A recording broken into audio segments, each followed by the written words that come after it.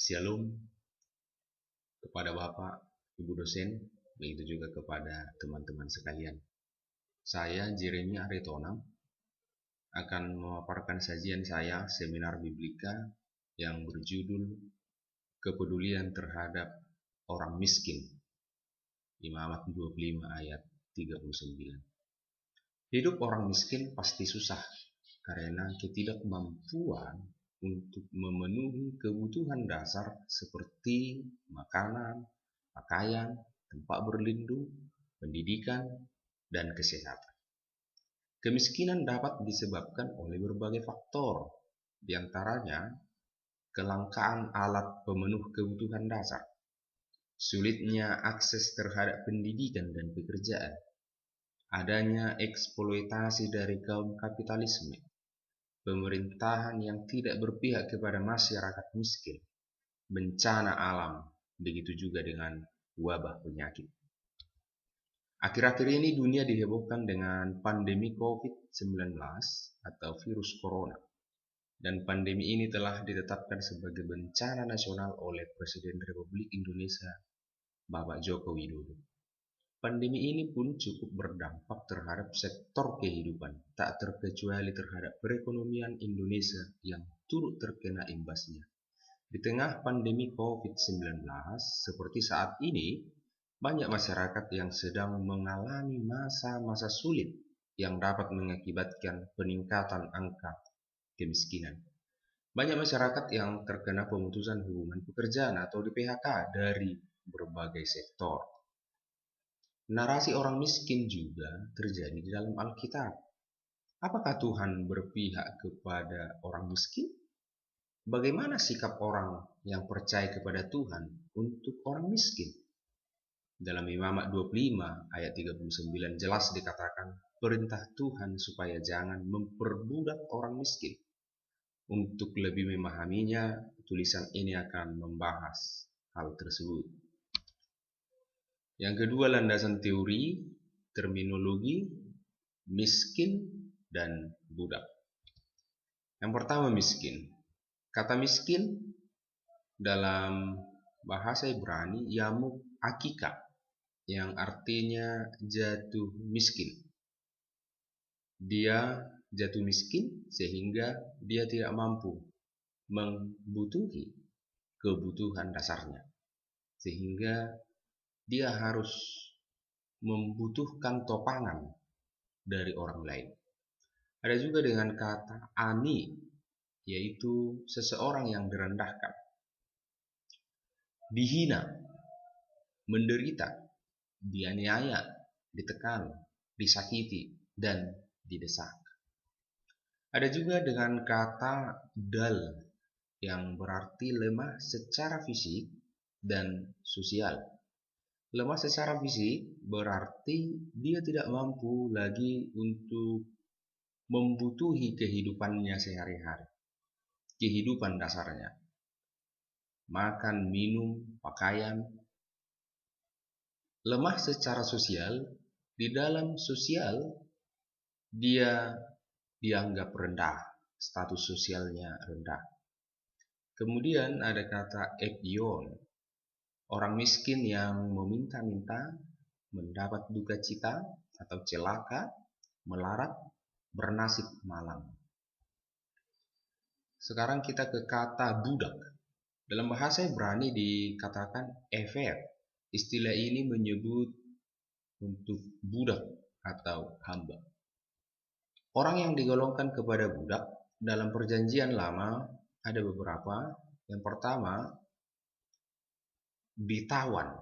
Ini disebabkan karena kalah dalam peperangan. Yang kedua, dibeli dari pedagang-pedagang budak. Yang ketiga, lahir di rumah tuannya karena orang tuanya juga seorang budak. Yang keempat, sebagai ganti rugi. Yang kelima, tidak mampu membayar utang. Yang keenam, karena kemauannya sendiri. Yang ketujuh, penculikan. Menculik seseorang dan menjualnya. Ada juga hak pribadi budak, sebagai bangsa Israel. Yang pertama, apabila sudah waktunya bebas, tuannya harus membekali kehidupan budak itu. Yang kedua, apabila sudah sampai tahun Yobel, budak itu bebas dan menerima pusakanya kembali.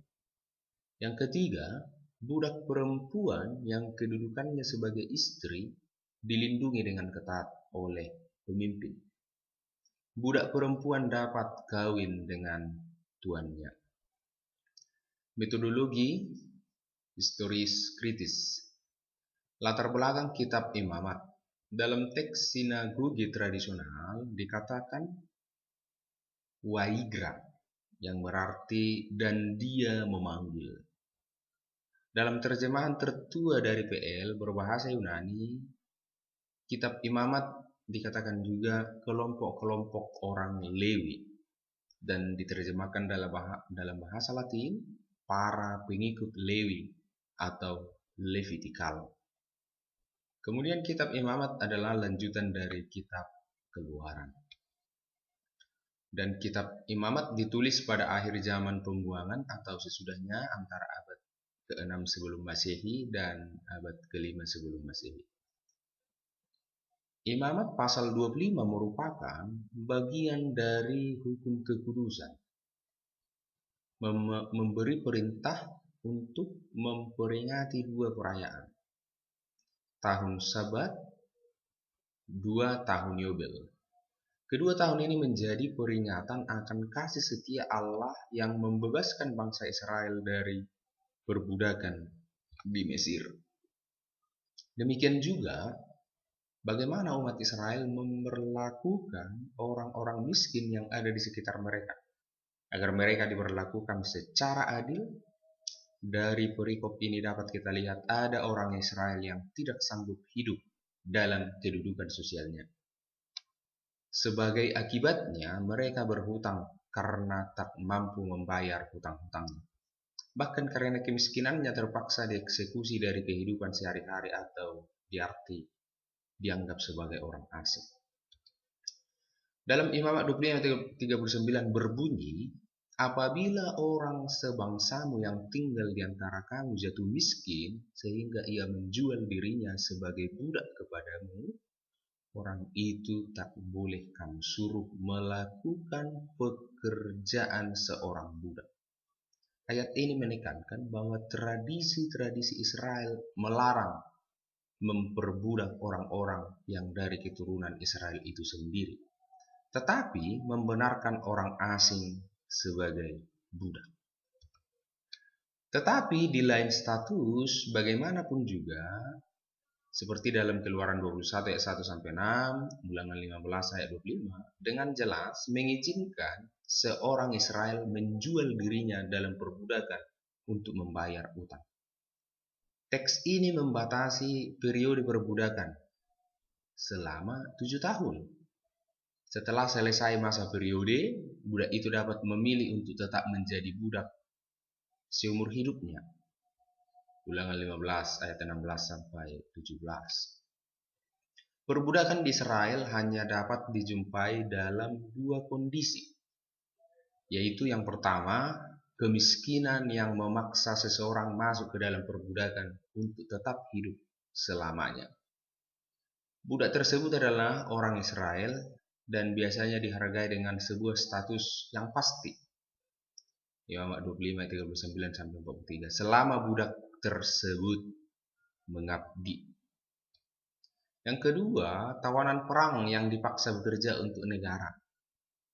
Israel tidak dengan bangsa-bangsa lain di sekitarnya selalu memaksa budak-budak dari bangsa asing itu bekerja keras untuk bangsa seperti menambang, mendayung perahu, dan lain sebagainya. Menyerahkan diri atau menjual diri artinya menyerahkan seluruh tubuh, jiwa, dan raga kepada seseorang. Pada umumnya, penyebab seseorang menjual diri adalah karena hidupnya miskin atau mempunyai hutang terlalu besar yang tidak dapat dilunasinya lagi. Jadi sebagai bayar hutangnya, maka ia menjadi budak dan mengabdi kepada seseorang yang mau melunasi hutangnya, atau menjadi budak dan mengabdi kepada orang yang melunasi hutangnya. Dalam tradisi kuno, bahwa orang yang menyerahkan diri itu dapat diibaratkan sebagai benda yang dapat diperjualbelikan. Bahkan seseorang tuan boleh memperlakukan budak itu dengan sesuka hatinya. Seorang budak tidak diperkenankan membantah perintah tuannya, sebab hal itu dianggap sebagai pelanggaran dan berat hukumannya. Kita masuk ke bagian yang keempat, bagaimana membangun sikap kepedulian terhadap orang miskin. Yang pertama, kita harus mengetahui, meyakini Tuhan adalah pemilik segala sesuatu. Bangsa Israel meyakini bahwa kuasa Tuhanlah yang membebaskan mereka dari tanah Mesir, dan Tuhanlah pemilik mereka. Begitu juga kita. Tuhan adalah pemilik kita, pemilik harta yang kita miliki. Itu semua adalah hanya titipan daripada Tuhan. Karena itu Tuhan adalah pemilik segala sesuatu, sehingga segala sesuatu itu harus dipergunakan untuk membantu orang lain, terlebih kepada orang yang miskin. Yang kedua, Allah membebaskan setiap manusia. Jelas tadi dikatakan bahwa kebebasan bagi orang miskin, bagi budak, telah Tuhan siapkan melalui di perjanjian lama perayaan tahun Yubel, di mana para budak akan bebas dan mereka akan menerima pusaka mereka kembali. Begitu juga di zaman kita pada saat ini. Kita tidak boleh lagi mengadakan perbudakan kepada orang lain, walaupun mereka memiliki hutang, tetapi kebebasan harus diberikan karena Tuhan adalah Allah yang membebaskan. Manusia juga bertanggung jawab untuk membebaskan manusia yang lain dari kemiskinannya, dari kebodohannya, supaya mereka juga menikmati kebebasan yang telah Tuhan anugerahkan. Yang ketiga, semua manusia sama di hadapan Allah. Orang kaya, orang miskin, orang pintar, orang bodoh, semuanya sama di hadapan Allah.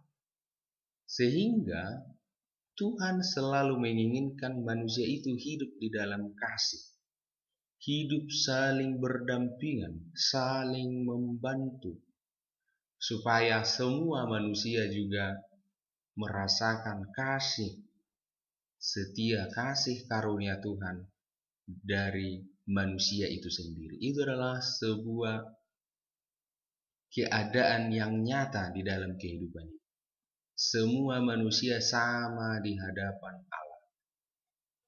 Orang miskin juga ingin berdoa kepada Tuhan, Tuhan menerimanya. Orang kaya berdoa kepada Tuhan, Tuhan menerimanya.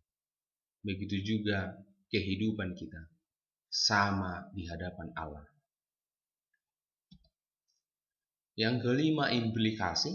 Pada masa sekarang, kehidupan orang miskin masih memprihatinkan. Apalagi dengan hadirnya COVID-19 yang semakin menyulitkan pergerakan manusia untuk beraktivitas, yang berdampak kepada pelambatan ekonomi.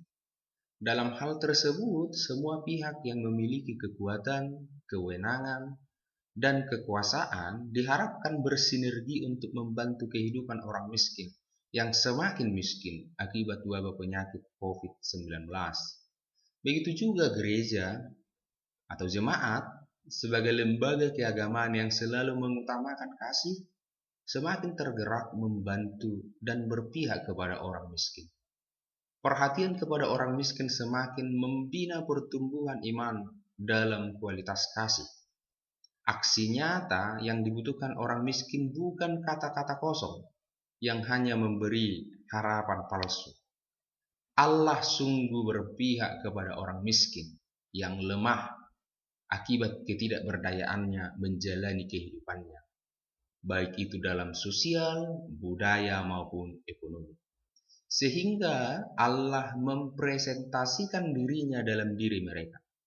Dan gereja atau orang-orang percaya harus menangkap misteri atau penyingkapan diri Allah yang tersamar namun nyata dalam diri orang miskin itu.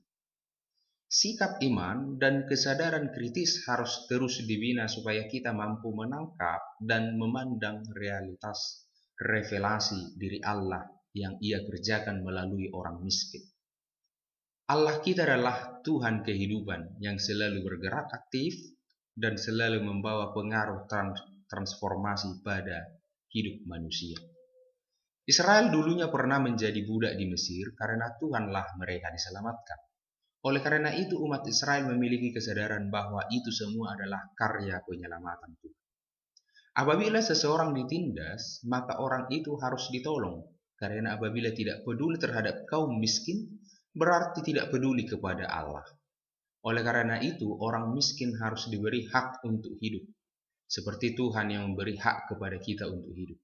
Bukan manusia yang menentukan hak seseorang, tetapi hanya Tuhan yang menentukan kehidupan seseorang. Dengan demikian, berilah pertolongan kepada mereka yang memerlukan pertolongan dengan tidak merampas hak untuk hidup. Bimbinglah mereka seperti saudara dalam keluarga.